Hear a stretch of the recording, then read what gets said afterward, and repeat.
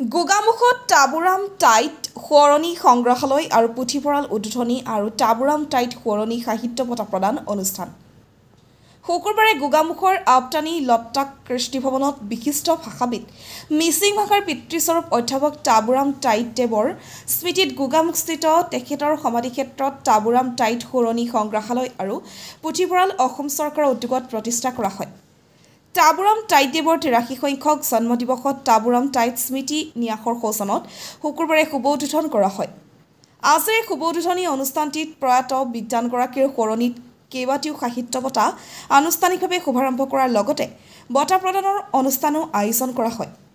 লগতে অনুষ্ঠানত টাবুৰাম টাইটদেৱৰ কৰ্ম জীৱনীৰ ওপৰত আলোচনা কৰাৰ লগতে বিভিন্ন বিষয়ৰ ওপৰত আলোচনা কৰা হয়।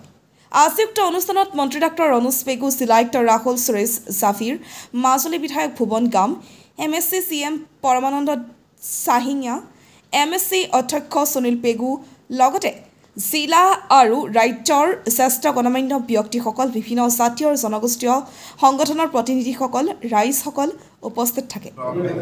ভাষাবিদ, শিক্ষাবিদ আৰু শিক্ষা প্ৰশাসনৰ লগতো জড়িত বৰেণ্য ব্যক্তি টাবুৰাম টাইট তেখেতক গোগামুখতে সমাধিস্থ কৰা হৈছে আৰু তেখেতৰ সমাধিৰ কাষতে আমি তেখেতৰ স্মৃতিত এটা পুথিভঁৰাল আৰু এটা যাদুঘৰ আজি আমি উন্মোচন কৰিলোঁ, মুকলি কৰিলোঁ।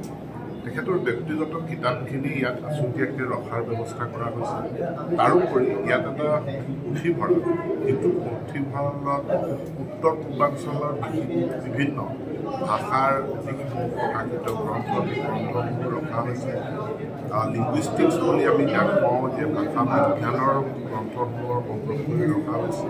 তাৰোপৰি জনগোষ্ঠীয় কৃষ্টি সংস্কৃতিৰ ওপৰত যিসকলে গৱেষণা কৰিব বিচাৰে তেওঁলোকৰ সহায়ক হোৱাকৈ সেই কিতাপসমূহ সংগ্ৰহ কৰি ৰখা হৈছে। ইয়াতে এটা শিশু পুথিভঁৰালৰ এটা অংশ থাকিব। পুথিভঁৰালটো আজি আমি মুকলি কৰোঁ। তাৰোপৰি ইয়াত এটা যাদুঘৰ তেখেতৰ ওপৰত, কাৰণ তেখেতৰ যি জীৱনৰ যাত্ৰা সেইটো সকলোৰে কাৰণে অনুকৰণীয়। গুণাহুতিৰ এখন ভিতৰুৱা গাঁৱৰ পৰা গৈ ডিব্ৰুগড় বিশ্ববিদ্যালয়, কলিকতা, দিল্লী হৈ লণ্ডনৰ এখন বিশ্ববিদ্যালয়লৈকে তেখেতৰ যিটো যাত্ৰা, সেই যাত্ৰাটো খুব অনুপ্ৰেৰণা। গতিকে আমি যাদুঘৰলৈ আমাৰ ছাত্ৰ ছাত্ৰীসকলক আনি তেখেতৰ এইটো প্ৰদৰ্শন কৰাই আমাৰ নতুন প্ৰজন্মৰ ছাত্ৰ ছাত্ৰীসকলকো অনুপ্ৰাণিত কৰাৰ কাৰণে আমাৰ ইয়াত এটা প্ৰচেষ্টা থাকে।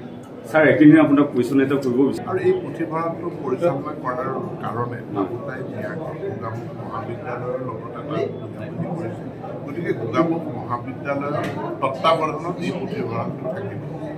দূৰণিবতীয়া কোনো গৱেষক ছাত্ৰ ছাত্ৰী আহি পিনে যদি গোগামুখতে থাকি ইয়াত অধ্যয়ন কৰিব বিচাৰে, তেখেতসকলৰ কাৰণে ইয়াত এটা অতিথিশালাও আছে। অতিথিশালাত থাকি তেওঁলোকে যিমান দিন তেওঁলোকৰ গৱেষণাৰ কাম কাজ আছে, ইয়াতে থাকি তেওঁলোকে পঢ়া শুনা কৰিব পাৰে।